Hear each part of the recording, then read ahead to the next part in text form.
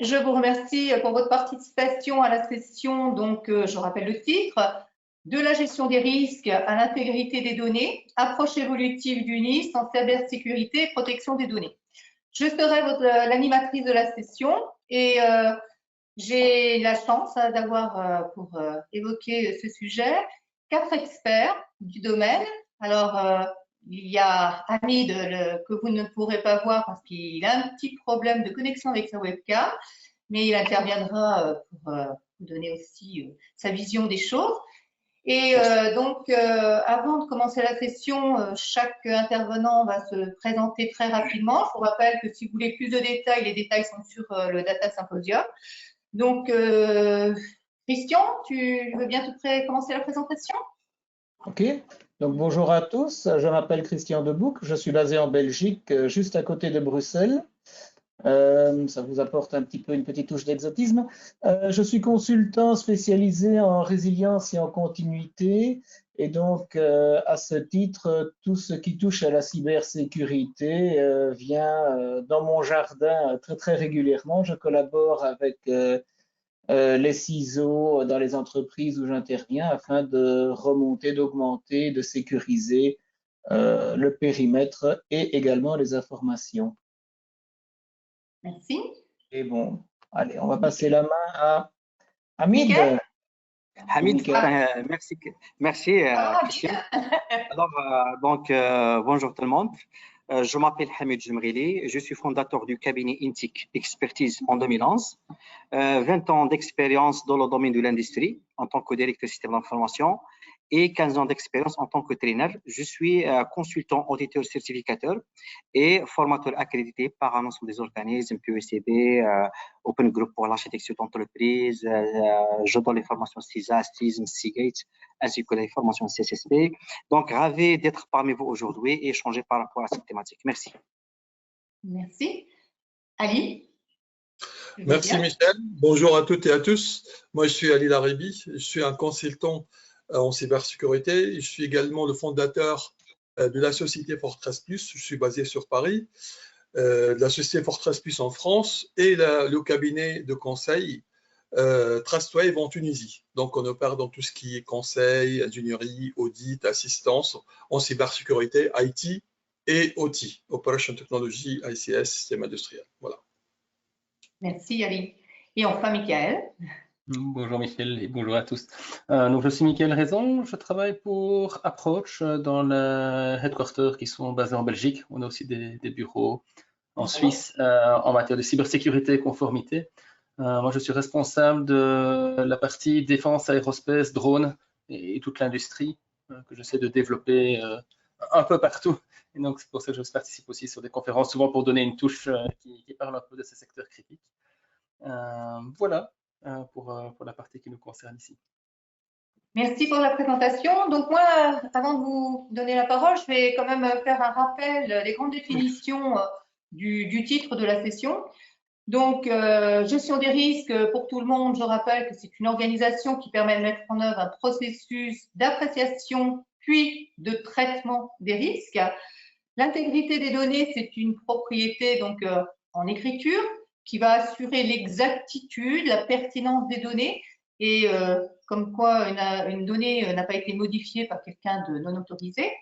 Et enfin, donc, mot-clé dans notre conférence, le NIST. Alors, le NIST, je rappelle que c'est une agence qui dépend du ministère du Commerce américain et qui a pour but de faire un ensemble de bonnes pratiques absolument pas réglementaires, mais qui sont utilisées par les offices fédéraux américains, aussi bien que par les universités ou de toute autre entreprise qui se trouve confrontée à mettre en œuvre correctement des sujets d'actualité.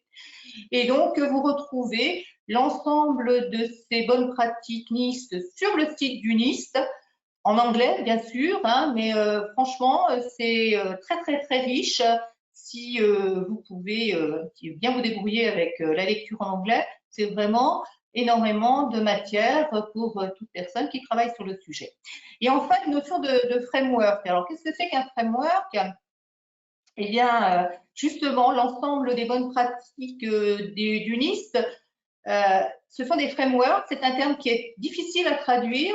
Souvent, on dit cadre de référence, parce qu'en fait, ce sont des bonnes pratiques que l'on retrouve regroupées dans des documents, dans des livres, mais aussi avec souvent des outils pour vous permettre de les utiliser correctement et surtout une approche collaborative au travers de forums qui permet à chacun de pouvoir s'exprimer pour faire évoluer l'ensemble de ces bonnes pratiques donc dans ces frameworks gérés par le NIST. On connaît d'autres frameworks américains qui ont cette même démarche, par exemple, et le framework de gouvernance COVID, qui est géré par l'ISACA. Toujours cette démarche où on vous prend par la main pour vraiment mettre en œuvre correctement toutes ces guidances, toutes ces bonnes pratiques sur les sujets.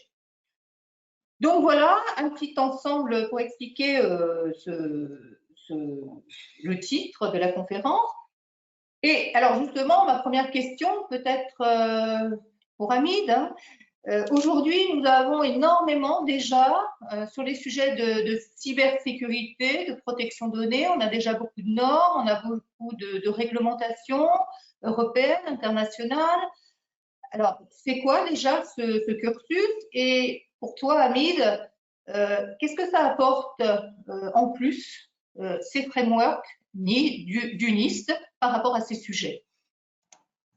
Alors, merci Michel, merci Ali, Michael, Christiane.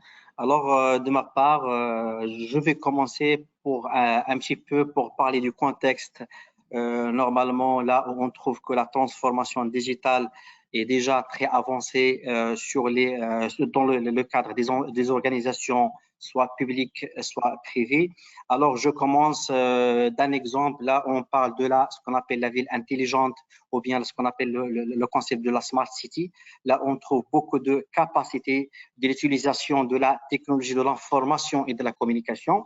Donc, ça, c'est pour l'objectif, c'est pour améliorer la qualité normalement des services urbains, ainsi que, pourquoi pas, la réduction des coûts. Mais dans ce contexte-là, on trouve qu'il y a l'utilisation d'un ensemble des équipements qui sont connectés, des IoT. Alors, ces équipements, ils génèrent normalement de la data.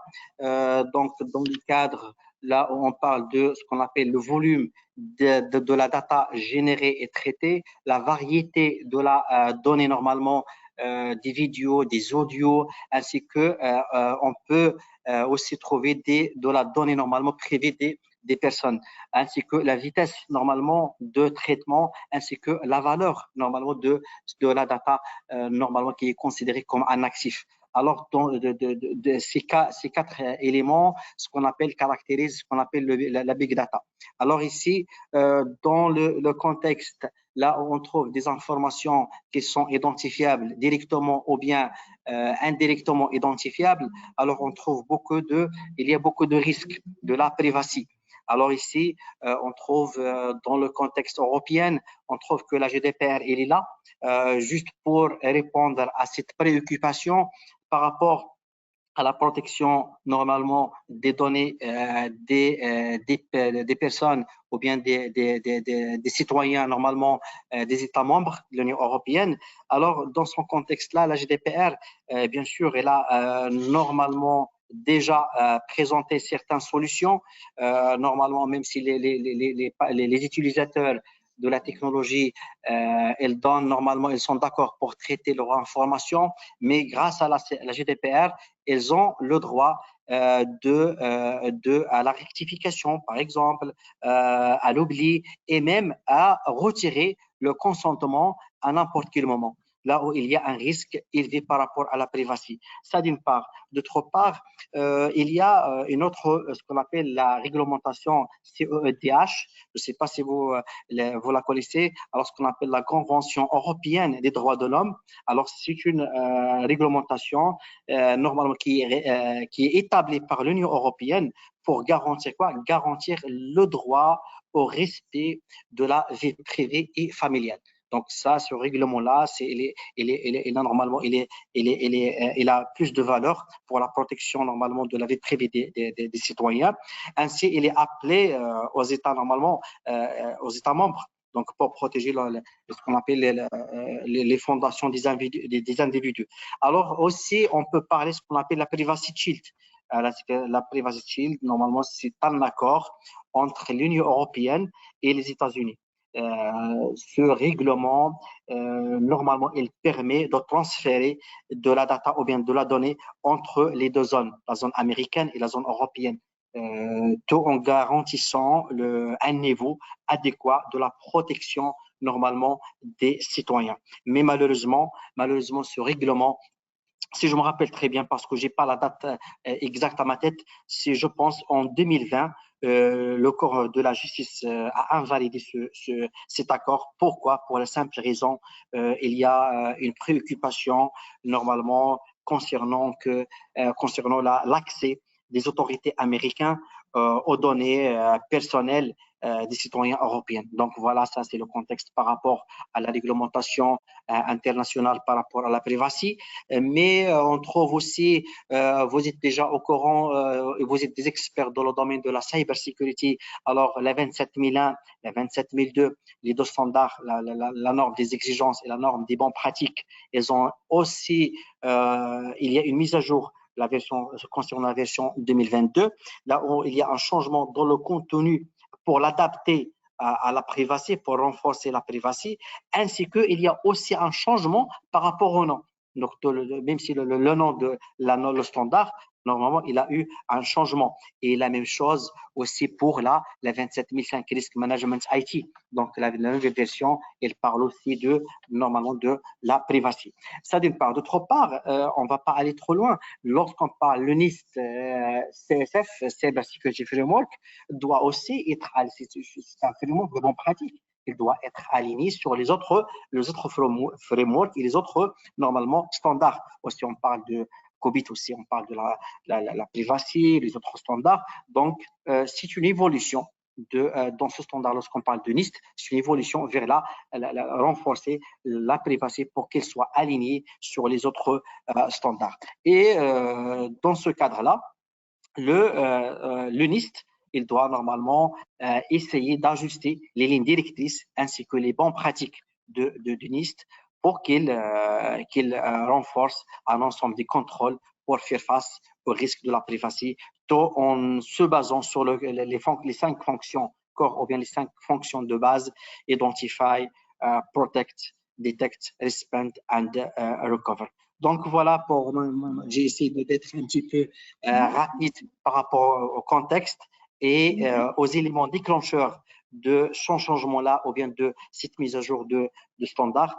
Et voilà, donc je vous donne la parole à mon collègue pour qu'il continue par rapport à la thématique. Merci. Oui, merci. Donc, on voit bien un contexte déjà très riche au niveau de ces normes, de ces réglementations. Donc, d'après ce que tu nous dis, le NIST va nous permettre, en fin de compte, de faire une espèce de socle bien structurant pour pouvoir mettre en œuvre toutes ces obligations. Et alors, justement, Christian, quels sont par rapport à la cybersécurité et par rapport aux données personnelles, au privacy, quels sont les principaux frameworks du NIST qui vont nous permettre justement de bien mieux structurer ces notions de risque, etc. Alors, oui, on connaît tous, je pense, le framework de cybersécurité du NIST. D'ailleurs, Hamid, tout à l'heure, en a déjà parlé, en raccourcissant et en disant simplement le framework du NIST. Donc, je pense que de ce côté-ci de l'Atlantique, en tout cas, on associe très facilement NIST, qui comporte un très grand nombre de frameworks et de bonnes pratiques, à la version cybersécurité, au framework cybersécurité, ce qui est un petit peu réducteur, compte tenu de l'excellent boulot très très étendu que le NIST peut réaliser dans tout un tas de domaines. Ceci étant dit, effectivement, le NIST est très répandu également en Europe, très fort utilisé. Il comprend donc, comme l'a mentionné Hamid, 5 grands secteurs ou 5 grands, on va dire, parties d'un camembert complet. Donc, on a la phase identifiée qui consiste à identifier les actifs et les systèmes à protéger, mettre en place des mesures justement de protection, c'est la phase protect. La phase détection, c'est s'assurer que l'on peut détecter, découvrir les intrusions et les incidents de sécurité et pouvoir y répondre correctement et de façon appropriée. Et enfin, la dernière phase, et c'est là-dessus où on entre aussi un petit peu dans mon jardin secret, c'est la phase recovery, donc à savoir quand il y a eu un incident qui a mené à une interruption de service, comment est-ce qu'on peut redémarrer une activité, comment est-ce qu'on peut redémarrer un service. Donc ça, c'est le framework de cybersécurité du NIST, qui est actuellement en cours de réécriture. Donc, j'espère qu'un petit peu plus tard cette année-ci, on aura la chance d'avoir la publication vers la version 2.0 du framework de cybersécurité, parce que celui-ci date quand même déjà maintenant de 7 ou 8 ans et commence à dater, n'est plus tout à fait au goût du jour, et un refresh sera le bienvenu. Par contre, ce framework ne traite absolument pas spécifiquement de tous les aspects données personnelles et données à caractère privé. Pour cela, en 2020, le NIST a mis en place un nouveau framework, un framework spécifique dédié à la privacy. Oui, je suis désolé. En Belgique, on garde beaucoup les termes techniques anglais. Comme le NIST, en plus, est américain, on a un petit peu du mal à trouver des traductions valables en français. Et donc, on va dire le framework de privacy résonne et répond et s'intègre très bien avec celui de cybersécurité pour rajouter tout ce qui est aspect données personnelles, données vie privée et divulgation des informations à caractère personnel. Donc, on a également une phase d'identification, identifier quels sont les assets et quelles sont les informations à caractère personnel. Et dans une seconde phase, on va définir une gouvernance. Gouvernance dont le caractère n'est pas obligatoire dans le framework de cybersécurité tel qu'il est énoncé et tel qu'il est décrit dans la version 1.1. On peut espérer que la nouvelle version corrigera un petit peu ce manquement. On a une phase de contrôle, mettre en place des contrôles pour vérifier que les process et que les arrangements mis en place répondent aux besoins, aux politiques, aux lois et aux règlements internes de l'entreprise ou de l'État où on se trouve. Et il y a effectivement un cadre communication. Donc, il y a de communiquer de façon transparente par rapport au traitement de la vie privée et éventuellement également, malheureusement, aux ruptures de confidentialité qui pourraient se produire. Donc ça, c'est pour le framework de privacy du NIST. Donc on a vraiment entre les deux un écho qui résonne bien. Et pour, on va dire, emballer le tout, on a un troisième framework très intéressant qui est le framework de gestion du risque du NIST. Et ils ont développé également un framework spécifique pour la gestion du risque relative à la cybersécurité et aux données personnelles. Ce framework-là est un petit peu plus étendu en termes de, on va dire, de structure, en ce sens qu'il reprend 8 points, 8 axes importants.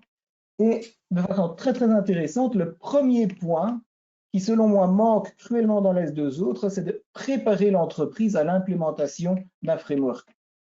Et d'expérience, je peux vous dire que implémenter un framework dans une entreprise qui n'a pas la maturité ou la volonté au plus haut niveau d'aller dans cette direction, c'est quasiment mission impossible. Donc, il y a vraiment un effort de préparation, de conscientisation, d'éducation à réaliser à tous les niveaux de l'entreprise avant de pouvoir se lancer dans l'implémentation d'un tel framework. Et le framework de risk management du NIST identifie spécifiquement ce besoin pour pouvoir débuter. Donc, catégoriser les risques, évidemment, sélectionner les mesures de contingence nécessaires, les implémenter, mesurer leur efficacité. Et un autre point très intéressant dans ce framework de gestion du risque qui devrait se retrouver également à tout niveau, c'est le post-autorisation, à savoir, on n'autorise pas de mettre en exploitation quelque chose pour lequel les risques n'ont pas été contrôlés, couverts et mitigés. Et je pense que c'est quelque chose aussi qui fait très souvent défaut dans le monde de l'entreprise, à savoir, on met en production des choses en sachant très bien qu'il reste des lacunes en termes de cybersécurité ou de protection des données à caractère personnel, simplement parce qu'on est dans l'urgence, parce que simplement on se dit, ouaf, on pourra boucher le trou par la suite, mais pour moi, c'est quelque chose de tout à fait inacceptable. On ne joue pas avec la cybersécurité, ni dans le monde IT, ni dans le monde industriel, certainement pas, et on ne joue encore moins avec les données à caractère personnel des individus. Ensuite, dernière étape du framework de risk management, on a la phase monitoring. Donc, tout ceci fait qu'on a 3 standards du NIST parmi un grand nombre d'autres standards qui parlent vraiment très bien les uns avec les autres, qui viennent s'appuyer, s'épauler, se complémenter et qui permettent à ce moment-là d'avoir une série de bonnes pratiques de gouvernance, de contrôle qui sont déjà proposées dans les annexes ou dans les standards pour pouvoir avancer rapidement vers une entreprise plus sécure en termes de cybersécurité et de protection des données à caractère personnel. Juste encore un petit point donc avant de passer la main. On a donc cette phase autorisation dont j'ai parlé, et autant on peut dire quand on a un incident de cybersécurité, c'est bien dommage, c'est bien regrettable, notre entreprise est à l'arrêt, on va réparer les choses. Soit, quand on a une fuite de données à caractère personnel, il est impossible de réparer les choses. Les données sont dans la nature, elles ont été rendues publiques, il n'est pas possible de faire machine arrière. D'où l'importance spécifiquement de mettre en place des barrières et des protections pour éviter que l'on passe un système en production, en opérationnalisation, si on n'a pas toutes les garanties nécessaires que ça va bien se passer et que les mesures de protection nécessaires ont été prises.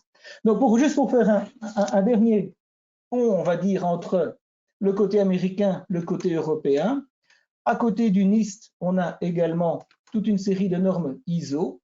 On peut préférer le NIST, on peut préférer les normes ISO. Après, derrière, c'est un peu une question de goût, de couleur.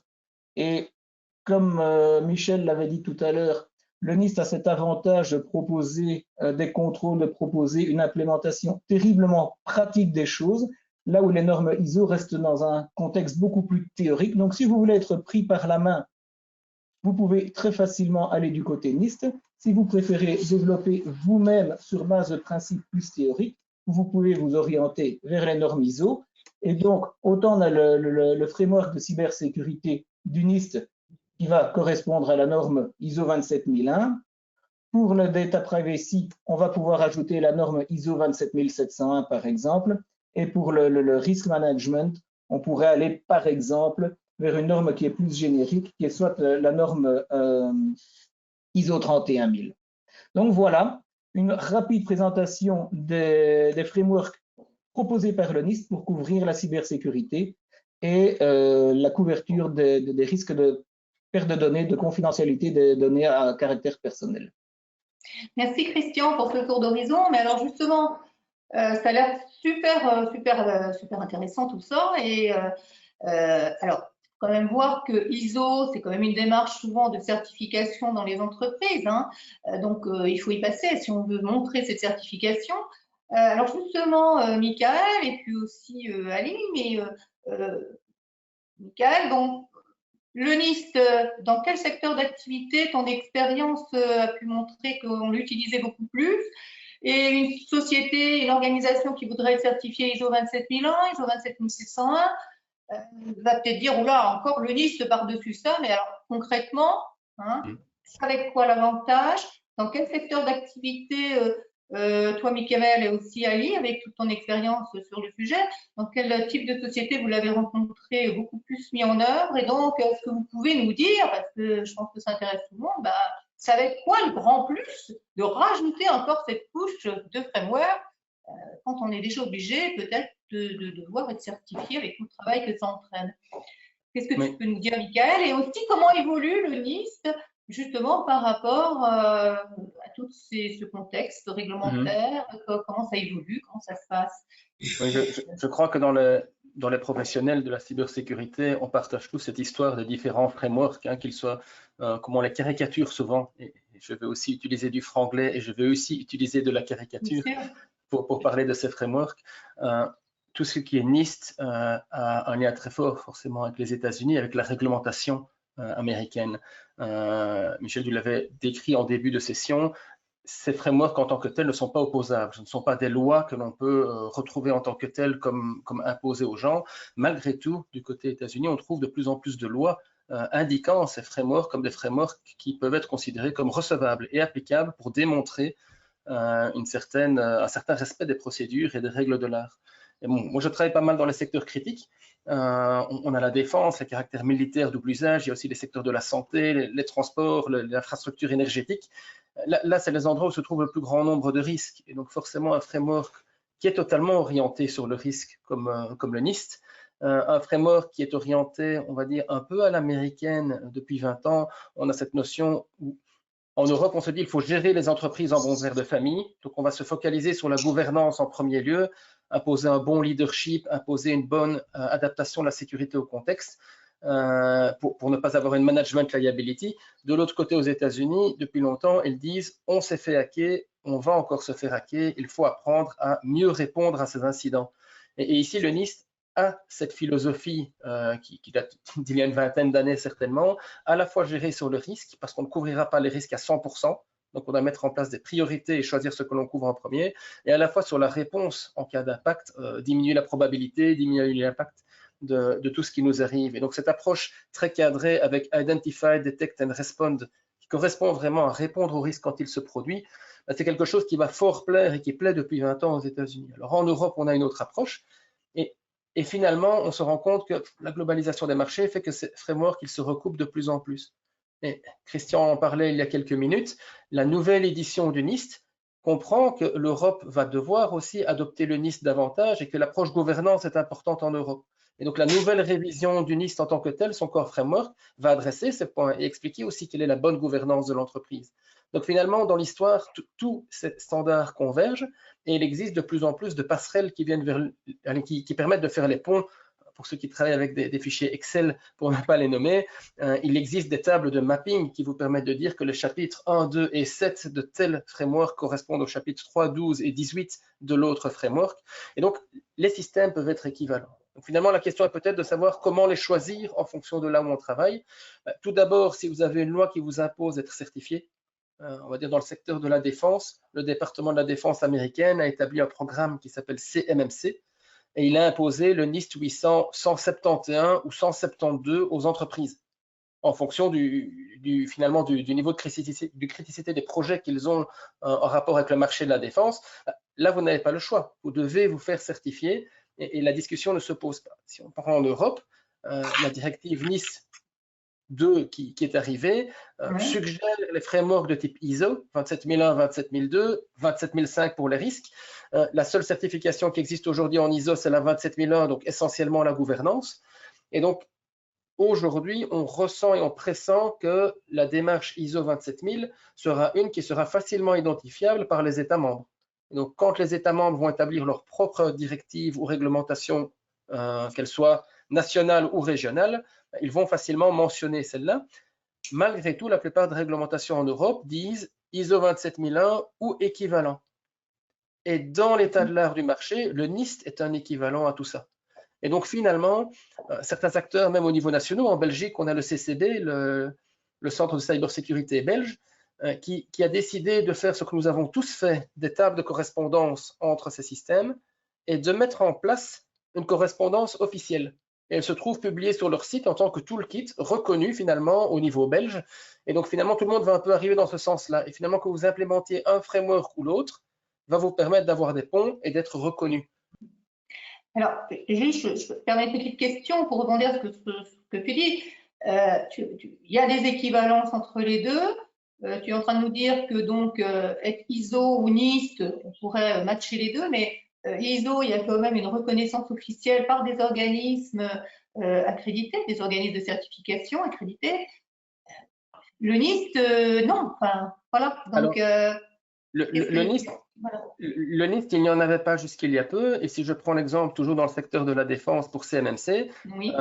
et c'est ça dans l'évolution du NIST qui arrive aujourd'hui pour se rapprocher des autres frameworks, il y a la mise en place d'organismes d'accréditation. Et donc aujourd'hui, il existe un organisme qui s'appelle CyberAB, qui s'appelait à l'époque CMMC Accreditation Body, et qui était focalisé uniquement sur le NIST 800, 171 et 172, dédié purement à la défense. Mais ceci va s'étendre. Ils ont été renommés pour s'appeler CyberAB et on sent bien que la philosophie va aller dans ce sens-là pour s'appliquer à toute l'industrie, certainement en commençant par les infrastructures critiques et tout ce qui va être d'ordre national, ce qui va concerner aussi toute la, j'allais dire supply chain, on est toujours dans du franglais, dans la chaîne de fournisseurs, la chaîne d'approvisionnement de la défense, parce que la défense utilise aussi les transports, les télécommunications et tout le reste. Et donc, tout ce que la défense va utiliser, naturellement, va hériter de ce système d'accréditation et des entreprises de l'industrie, pour pouvoir répondre au marché de la défense, vont avoir une certification américaine par CyberAB. Donc ça, c'est des choses qui sont en train d'apparaître. Et elles vont certainement se renforcer parce que c'est le seul moyen finalement d'un peu imposer la cybersécurité aux entreprises, c'est de les imposer par la loi et par des certifications. Et donc on y arrive, c'est une genèse, ils n'ont pas commencé par là, là où des organismes comme ISO ont commencé par cette approche à la fois gouvernance. Bon, on vient d'une cybersécurité historiquement très orientée système informatique, très IT. Et donc, tous les frameworks, ils ont ce tronc à l'ISO 27002 dans la partie ISO et toutes ces cases à cocher en matière d'encryption, de partage de données et de multiple factor authentication. Ces cases à cocher techniques, elles existaient partout. L'Europe était partie sur la gouvernance. Les Américains, ils ont davantage travaillé sur les flux de données métiers et se dire, je vais m'orienter sur les données. Aujourd'hui, forcément, dans un monde de big data, dans un monde où les échanges de données sont essentiels dans les entreprises qui sont de plus en plus virtuelles, vous avez une succursale qui est à l'étranger, est-ce qu'elle fait partie de votre entreprise? Vous travaillez avec des fournisseurs qui font 90% du travail que vous livrez, est-ce qu'elle fait partie de votre entreprise? Vous avez des échanges très proches. Donc, les flux de données deviennent de plus en plus importants et le NIST a déjà commencé à adresser cette notion de flux de données, là où, du côté ISO, ils entament seulement cette démarche quelque part. Ils la suivent aussi et tout le monde va dans la même direction. Et donc voilà, aujourd'hui, dans cette balance, je trouve que les forces du NIST se trouvent dans la gestion du risque, la gestion de la réponse aux incidents, de plus en plus la réponse à cette notion de flux de données, et ça c'est vraiment dans le cœur des frameworks. Une autre partie, c'est pour comparer ce qui est comparable, il existe plein d'autres frameworks, certains sont très spécifiques. On va prendre du HIPAA pour la santé, PCI DSS pour les paiements par carte. Il existe plein de petits frameworks hyper spécifiques. ISO 27001 et le NIST, le 853 par exemple, sont des frameworks très généralistes qui s'appliquent à toute l'industrie. Et je trouve qu'ils ont une force là-dedans, parce que si vous êtes une entreprise dans le secteur de l'aéronautique ou dans le secteur de la santé ou dans le secteur de l'ORECA, vous avez des spécificités, mais vos fournisseurs ne les ont pas nécessairement. Vous avez peut-être dans le secteur aéronautique des fournisseurs qui travaillent pour l'automobile. Et quand vous leur imposez un standard de l'aéronautique, personne ne veut le rejoindre parce que ce n'est pas leur métier. Utiliser le NIST, ça fait partie d'un framework général que tout le monde va pouvoir suivre et comprendre. Voilà. Et donc ça fait partie des forces. Et aujourd'hui, le NIST se développe très bien en guidelines spécifiques qui se trouvent en dessous. Donc si on va dans le domaine de la santé, il existe dans la série 1800 du NIST des sous-standards pour les archives médicales. Voilà, c'est hyper spécifique quand même les archives médicales. On a vu ça se développer dans la crise sanitaire, les soins de santé à distance. Il existe une guideline pour la sécurité des soins de santé à distance. Et c'est le NIST SP 1843, je pense, quelque chose comme cela, le 30, pardon. Et donc, ces standards hyper spécifiques commencent à se multiplier. Ça démontre d'un intérêt de l'industrie pour le NIST. Et donc, commencez par les briques fondatrices. Et une fois que vous y êtes, adaptez-les en suivant les guidelines. Voilà, c'est très pratique et vous n'avez pas à réinventer la roue. Vous gagnez l'expérience du marché grâce aux standards. OK. Je te remercie, Michael. Donc, un très bon panorama et je pense que tu apprécies beaucoup ces frameworks et tu nous motives pour les regarder d'un peu plus près. Alors, Ali, puisque tu es à Paris, donc tu as une vision aussi, on va un petit peu parler la France. La NSSI en France, est-ce que tu sais comment elle se positionne vis-à-vis justement de ces frameworks NIST? Et par ailleurs, NIST cette nouvelle directive qui sera, donc je vous rappelle, appliquée d'ici 2024 par toutes les entreprises critiques européennes, et qui est donc des directives de mise à niveau de protection de cybersécurité. Est-ce qu'il y a là aussi, est-ce qu'il y a, même si c'est encore une directive, donc très journal officiel, très légal, est-ce qu'il y a quand même une notion vers, comme le NIST?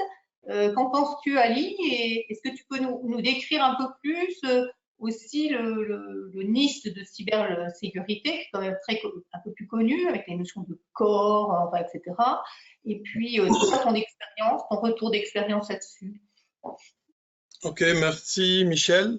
Donc, en termes d'obligations légales et réglementaires, par exemple en France ou en Europe, il y a ce qu'on appelle loi de programmation militaire, il y a le NIS version 2, donc il y a, mais pour le NIST, c'est plutôt en fait, ça reste toujours une option, c'est pas une obligation en fait.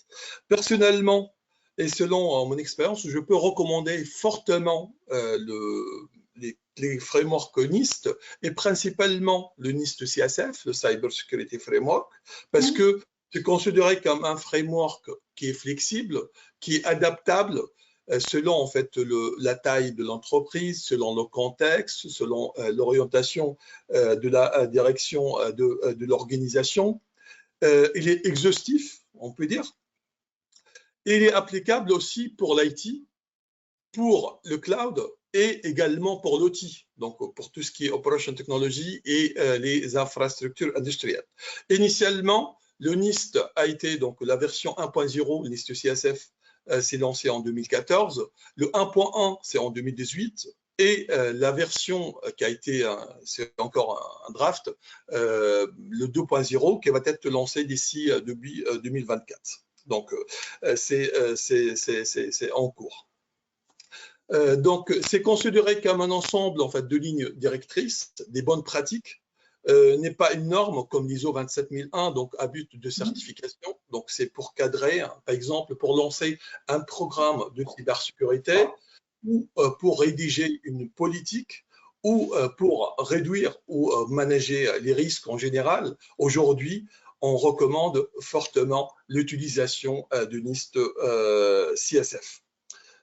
Donc, actuellement, la version de la différence entre le CSF 1.1, donc ces 5 fonctions, 23 catégories et 108 sous-catégories. Pour la version 2.0, c'est 6 fonctions, 21 catégories et 112 sous-catégories. Donc, c'est composé de 3 parties. Donc, il y a le corps.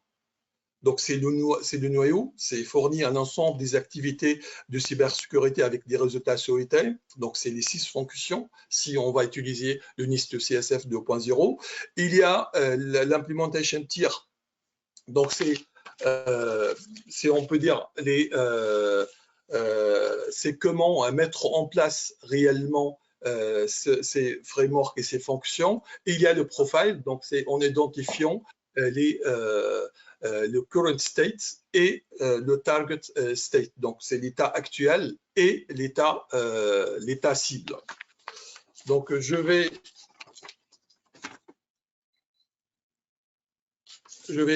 donc développer un petit peu le NIST CSF.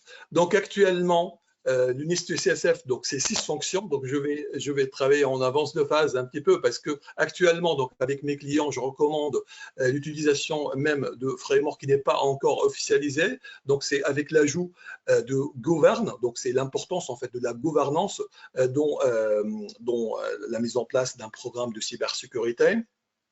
Donc, principalement et initialement, c'est de commencer avec le lancement en fait, de définition de contexte organisationnel, tout ce qui est rôle de responsabilité, stratégie de risk management, tout ce qui est politique et procédure, etc.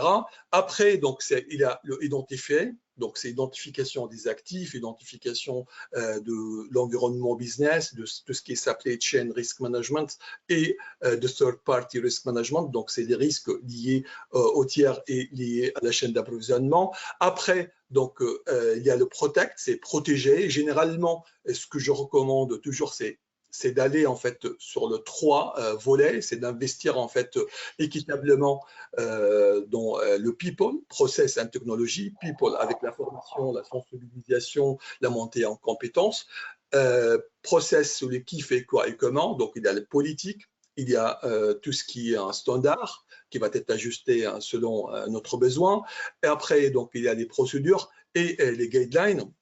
Et pour la partie technologie, donc s'investir, de mettre en place des technologies, des firewalls, des IDS, des CPS, etc. Après, donc c'est la détection, c'est détecter en fait et comment on va détecter les anomalies et les events, et la détection, tout le process en fait de détection. La réponse, réagir, c'est d'avoir un plan de réponse aux incidents, d'un plan d'analyse et de mitigation des risques. Et à la fin, donc, recover, c'est reprendre et comment gérer, comment assurer la résilience et tout ce qui est disaster recovery et revenir, on peut dire, à l'état initial. Donc, pour le NIST CSF, donc on peut l'utiliser, comme j'ai déjà évoqué, pour évaluer la posture d'une société. Donc, c'est l'auto-évaluation, la maturité d'une société par rapport aux 6 fonctions et aux contrôles et catégories et subcatégories recommandées. On peut utiliser également pour l'évaluation des third parties. Donc, c'est aujourd'hui, en fait, les risques du third party selon l'étude en fait qui a été faite par Forrester. Donc, plus que 60% en fait des risques sont des risques cyber en 2022 sont liés aux tiers. Donc aujourd'hui, pour gérer en fait les risques liés aux tiers, donc il faut bien évaluer, quel que soit notre third party ou le end party, c'est-à-dire toute la chaîne d'approvisionnement. Voilà. Donc, et je vais développer rapidement en fait comment mettre en place ce que je fais actuellement, donc avec mes clients, comment mettre en place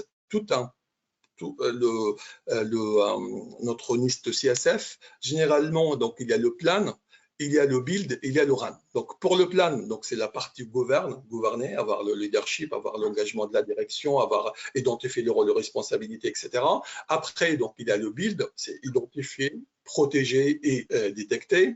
Et pour le run, donc ça va être, on peut ajouter même la détection dans un SOC, par exemple, et la réponse et la reprise en fait des activités.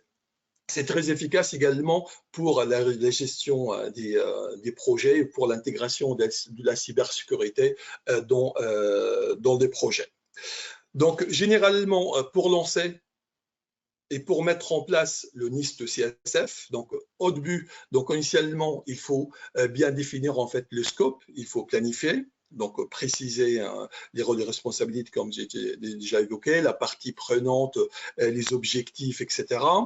Après, donc une fois on a planifié, donc l'assess de current state, donc c'est d'évaluer l'état existant. Donc généralement on peut utiliser le CCMI par exemple pour l'évaluation en fait de maturité level de 1 à 5, de initial jusqu'à l'optimize. Donc et après donc c'est d'identifier le target profile. Donc quelle est notre cible en fait qu'on souhaite et il faut être donc très honnête et il ne faut pas on peut dire rêver beaucoup. Donc on peut aller par exemple jusqu'à 3, 4. Donc, il faut être réaliste selon les investissements et selon les moyens qu'on a. Après, donc, assess and prioritize gaps, c'est d'identifier en fait les gaps qu'on a et de prioriser après parce qu'il y a tout des projets derrière et des investissements. Et à la fin, donc, c'est la remédiation et le roadmap. Donc, ici, c'est une fois. Donc, on a eu une idée claire sur notre niveau. Donc, à titre d'exemple, de govern, protect, detect, identify, protect, detect, response and recover. On a, par exemple, en évaluant, on est à 2 à titre d'exemple. et notre cible, c'est A4. Donc, certainement, on va investir dans la partie gouvernance. Donc, cet outil-là, si on va l'avoir d'une façon globale, donc on peut avoir toute une sorte de dashboard, des statistiques, etc. Et on peut mettre, voilà, donc notre investissement avec des priorités selon les moyens, selon les budgets, etc. Et de créer toute une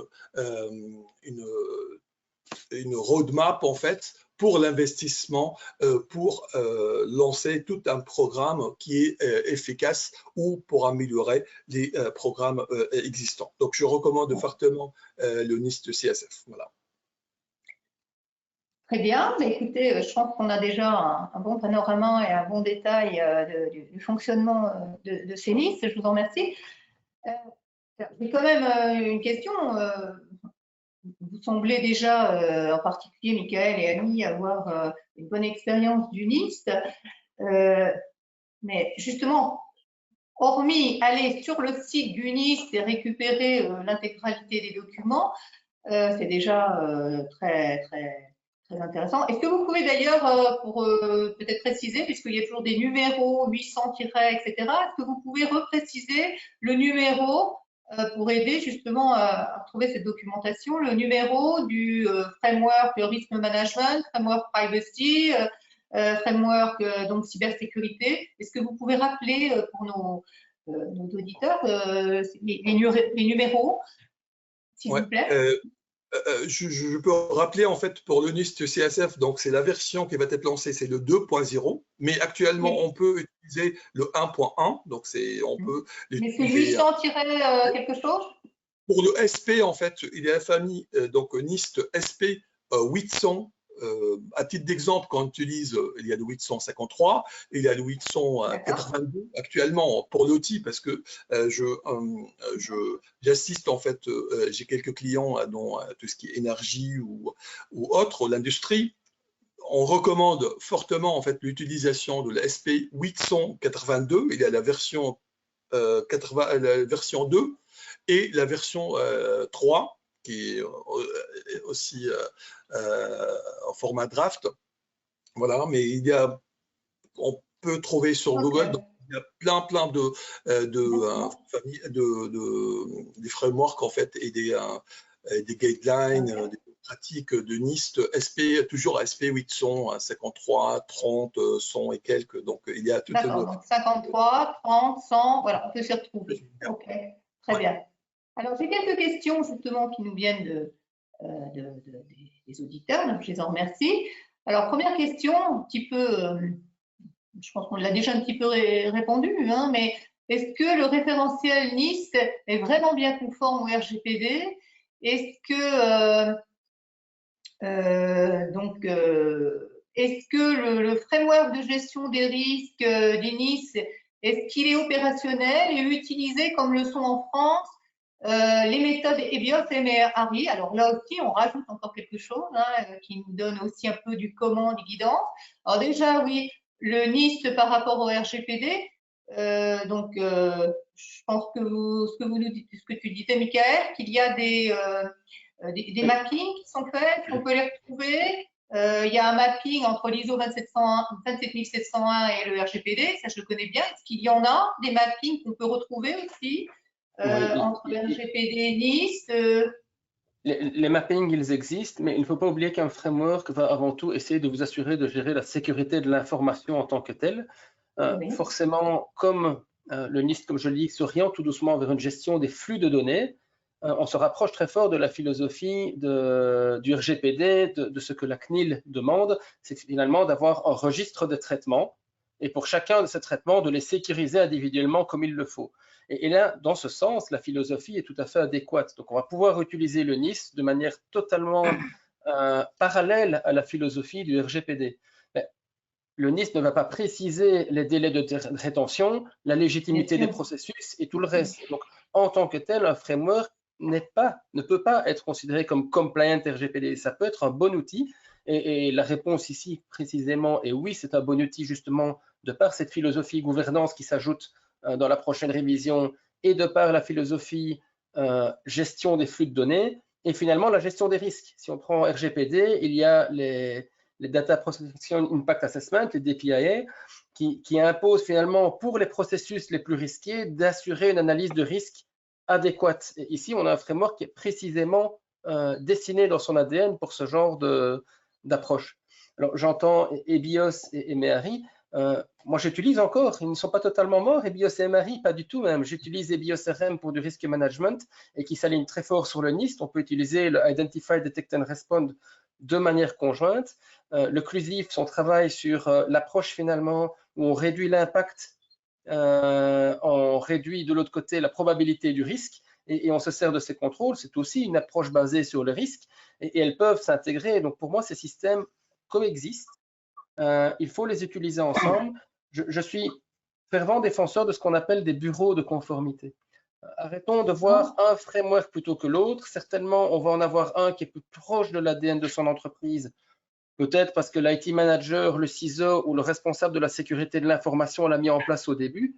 Mais finalement, tous peuvent s'intégrer ensemble et en intégrer deux, ce n'est pas nécessairement faire deux fois le travail. C'est peut-être prendre les forces de l'un et puis les forces de l'autre, les rassembler parce qu'ils se ressemblent et finalement obtenir un tout cohérent et ne faire le travail qu'une fois, qui alors est compatible pour l'ensemble des systèmes, qu'ils soient certificatifs. On a aussi l'assurance engagement, on a des fournisseurs qui vous disent est-ce que vous répondez à tout ceci? Certains, vous allez leur dire j'ai fait une démarche compatible ISO, ils seront contents. D'autres, vous allez leur dire j'ai une démarche compatible NIST, ils vont être contents. Si vous faites une approche conjointe, tout le monde sera content. Donc j'ai tendance à croire que finalement, que ce soit pour le privacy ou autre, multiplier l'intégration des référentiels avec l'aide ou non d'agrégateurs, j'ai parlé de celui du CCB en Belgique tout à l'heure, mais il en existe d'autres ailleurs, c'est peut-être l'approche qui nous permettra à tous d'avoir une seule cybersécurité, un framework unique. Et aujourd'hui, est-ce que je peux ajouter un... Oui, pardon. Est-ce que je peux ajouter une petite... Oui, est-ce que je peux ajouter une question? Hamid, vas-y. Oui. Alors, merci Ali, merci Michael, merci Christiane. Alors, par rapport à la méthode d'analyse des risques, alors j'aimerais bien préciser que lorsqu'on parle des standards, la 27005 Risk Management IT ou bien la 31000 Risk Management normalement générique, alors il nous donne quoi et comment. Mais il ne donne pas le pourquoi. Alors, le pourquoi, on va le trouver dans l'analyse des risques, soit MEHARI, soit EBIOS, soit Octave. Alors, comme je rejoins l'idée de mon collègue Michael, alors il ne faut pas multiplier beaucoup de méthodes. Alors, il faut choisir tout d'abord le framework qui va cadrer normalement l'implémentation normalement de système normalement cybersécurité ou bien votre gouvernance de l'organisation. Aussi, sachant que le plus souvent, le problème dans les organisations de management de risque, la privacy, il est au niveau de la gouvernance. D'accord? Parce que lorsqu'on parle de la gouvernance, selon COVID, comme vous connaissez, alors la value creation, il est caractérisé par trois composantes. La beneficiarization ainsi que risk optimization, l'optimisation de risque. On ne dit pas les minimisons, mais l'optimisation. Alors, ça répond à une des... Attends, justement, j'avais une question là-dessus, donc c'est très bien que tu en parles. Qui quelqu'un qui demandait est-ce que vraiment toute démarche de gouvernance commence-t-elle par une analyse de risque? Donc c'est très bien parce qu'effectivement, je voulais rappeler donc ce que tu es en train de dire, que gouvernance, c'est trois piliers, comme tu viens de le dire. Oui. Hein? C'est ça. Et donc je vais continuer. Merci beaucoup, Michael. Michel, pardon. Donc, lorsqu'on parle de le risque, la plupart des cas, on trouve que la gestion de risque, il est au niveau tactique ou opérationnel. Mais toujours la partie normalement contexte externe, lorsqu'on dit la partie gouvernance, toujours on doit analyser le contexte externe du risque. Parce que c'est comme on va commencer par un diagnostic stratégique de la structure de l'organisation. Donc, on va commencer de la partie gouvernance, top-down, et après, bottom-up. Donc, la gestion de risque, il est dans les deux directions. Donc, c'est mandatory, c'est obligatoire de chapeauter parce que lorsqu'on parle de management de risque, c'est une responsabilité de top management. D'accord, c'est top management, donc il a la responsabilité de bien être impliqué dans la réalisation du management de risque. Ça d'une part. D'autre part, lorsqu'on va aller dans le cadre d'adopter les méthodes, normalement, je reviens à MEHARI EBIOS, il faut choisir une méthode. Mais d'après mon expérience, je suis au courant que la méthode MEHARI n'a pas été mise à jour depuis longtemps. d'accord? Parce que je donne les formations Mihari et BIOS, mais la plus à jour, normalement, c'est la méthode EBIOS, normalement, qui est alignée sur la 31 000 et elle est alignée aussi sur le NIST. Donc, ce que mon collègue Ali a évoqué, la version 2.0. Donc, voilà, juste pour renforcer et confirmer ce que Michael a dit. Merci. Merci. Le point fort, peut-être, le point fort de NIST, en fait, on peut l'adapter, on peut pas l'utiliser à 100%, mais on peut l'adapter selon notre taille, selon notre contexte, etc. Donc, c'est très flexible et on peut utiliser, voilà, donc à 50% selon, par exemple, 70% selon notre besoin. Donc, c'est pas forcément de l'utiliser la totalité. Il faut l'adapter. Comme les bonnes pratiques, c'est à chacun de customiser, enfin de prendre ce qui l'intéresse dans les bonnes pratiques. Justement, c'est le côté non réglementaire qui est intéressant. C'est chaque entreprise, Christian, tu as l'air d'approuver, c'est comme le référentiality ou d'autres, chaque Covid, on choisit à l'intérieur ce qui nous intéresse le plus par rapport à ce que l'on veut faire, aux besoins, etc. Alors, et peut-être, Michel, un point fort en fait de NIST, c'est tout est gratuit. On peut trouver sur Internet. Il y a pas mal en fait, de langues, même en français, on peut le trouver en fait actuellement, même en japonais, je pense. Donc il y a pas mal en arabe également. Donc on peut le trouver. C'était un peu ma question là. C'était oui, c'est bien. Alors on va sur le NIST, on récupère les documents, d'accord, mais c'est pas évident quand même. Qu'est-ce qui existe aujourd'hui? Alors, je vais parler aussi en termes de formation, pourquoi pas, mais est-ce qu'il y a des formations? Est-ce qu'il y a des livres qui vous prennent un peu plus par la main? Vous qui avez une bonne expérience et qui connaissez bien le sujet, comment vous y êtes pris? Parce que c'est vrai qu'on n'est pas encore si développé que ça, même des formations, etc. Bon, comment vous y êtes pris? Est-ce que il y a des livres qui, un petit peu le NIST pour les nuls? Voilà. Si on prépare, par exemple, à une certification, comme les certifications Gold, à titre d'exemple, le CSSP, ou le CISM de ISACA ou autres certifications, se base principalement sur le NIST. Donc, c'est sur les référentiels, sur les standards, sur les guidelines, etc. de NIST. C'est aujourd'hui, donc, pour bien maîtriser, en fait, NIST. En particulier, NIST, CSS, on en a parlé beaucoup, privacy. Qu'est-ce que vous conseillez? Il faut passer par une préparation, une formation de préparation à l'une des certifications américaines le plus connues. Voilà. Michael, Christian, Ami, qu'est-ce que vous en pensez? Comment vous avez fait? Ce que j'aurais tendance à dire, personnellement, je n'ai jamais implémenté, on va dire, strictement aucun des frameworks NIST. Par contre, je m'en suis très souvent servi et inspiré.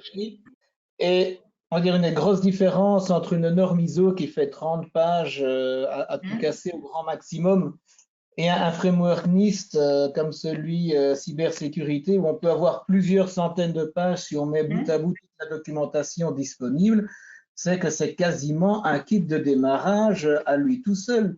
Je veux dire, une fois qu'on a déjà une bonne base en cybersécurité, on peut très facilement, à partir de la documentation disponible, se lancer. Et on n'a pas vraiment besoin d'un grand nombre d'heures de formation pour le mettre en place dans son entreprise. Après, si on veut avoir une confirmation ou plus de confort quant à savoir est-ce que je suis dans la bonne direction, est-ce que je ne fais pas fausse route, on peut toujours demander un avis extérieur, aller suivre une formation. Mais je trouve vraiment que ces frameworks du NIST sont très très complets et mettent à disposition tout à fait gratuitement, comme il avait été mentionné, un grand nombre d'outils et d'explications qui font plusieurs centaines de pages. Rien que passer à travers ça permet déjà d'évoluer, de grandir en maturité. Michael, sûrement encore plus de... Mais alors, c'est sûr, il y a surtout, de nouveau du côté des professionnels, beaucoup de personnes qui vont passer en mode autodidacte et c'est nécessaire parce que vous n'allez pas pouvoir suivre tous les cours et toutes les formations et toutes les certifications. Il faut aussi voir un peu les différents niveaux de l'entreprise. Les personnes qui vont devoir l'implémenter vont certainement avoir besoin d'une formation pointue et peut-être de coaching derrière d'une personne qui est vraiment experte en la matière pour amorcer la pompe. Les personnes dans le management, si vous devez mettre en place un framework, qu'il soit NIST ou ISO, vous allez devoir avoir un management impliqué et surtout un management qui va devoir attribuer les bonnes ressources. Et Ouais. s'ils ne comprennent pas la portée du framework, ils n'ont pas besoin de connaître les détails de l'encryption, du MFA et de toutes ces choses-là, mais s'ils ne comprennent pas la portée du travail qui se cache derrière, ils vont probablement faire des choix qui ne sont pas éclairés. Et donc, il y a des formations de base qui sont apprendre les fondamentaux, que ce soit du NIST ou de l'ISO, qui sont essentiels à avoir dans son entreprise, je dirais avant même de former les internes qui vont l'implémenter. Parce que sinon, les internes vont se sentir démunis, dépossédés et pas suffisamment approvisionnés en ressources. Et la réponse est assez simple. Il y a des organismes de formation. PECB donne un paquet de formations en cybersecurity, risk management et tout le reste. Et dedans, il y a des fondations qui peuvent être expliquées au management, comme tous ces frameworks se ressemblent. Voilà, ici, on avait une question pour, je reviens sur le côté militaire et la défense et tout ce qui était space dont je parlais. On arrive à notre timing. Voilà. Il est bien 16 heures. Mais donc voilà, ici sur cette partie défense, il y a aujourd'hui des contenus qui sont fournis par PECB sur le NIST 800-171. Ils sont enregistrés comme provider chez CyberAB. Donc c'est des choses qui sont là, mais effectivement, il faut former son management et ses équipiers. Alors, est-ce Merci que… vraiment. Ouais. Michel, Je pense qu'il va falloir rendre l'antenne, pardon. Oui, Hamid. Est-ce que juste rapidement. une phrase rapidement, donc un conseil pour ceux qui veulent implémenter les bonnes pratiques de NIST. Ouais, Alors, le conseil, c'est toujours consacrer la sensibilisation selon la cybersécurité par rapport à la 27001 parce que c'est la plus facile, c'est la sensibilisation et après former l'équipe qui va chapeauter l'implémentation du projet. Ça, c'est la deuxième des choses. Et la troisième partie, être accompagné par des experts. Parce que la formation sur NIST, il est recommandée pour challenger les consultants. Parce que c'est déconseillé de faire appel à des cabinets sans avoir normalement le strict minimum de la maîtrise de NIST. Pour réussir normalement… C'est une sensibilisation à C-level, donc c'est l'engagement de la direction parce que c'est un process qui marche très lourde. C'est pas assez simple en fait de mettre en place les frameworks. Merci. Vous voyez, je crois que le sujet a passionné tout le monde. J'espère qu'il en est de même pour vous. On va conclure là-dessus. Et donc, encore une fois, vous voyez aussi des formations de base sur tous ces sujets de sécurité pour vous permettre d'avoir vraiment les fondations pour, comme l'a dit Christian, être à même de récupérer ces listes absolument gratuitement, rentrer dedans, vous y mettre, tâtonner peut-être au départ, vous faire un petit peu accompagner. Et je pense que globalement, ça va vraiment bien améliorer l'ensemble de votre cybersécurité, votre privacy, votre gestion de risque et vous permettre donc justement beaucoup plus facilement ensuite de répondre à toutes les réglementations, à vos certifications. Voilà, écoutez, merci et puis bon courage et encore merci à Christian, à Michael, à Ali et à Hamid pour vraiment cette conférence vraiment très riche et qui était très agréable. Merci à vous. Merci Michel. Merci à tous. Au revoir. Au revoir.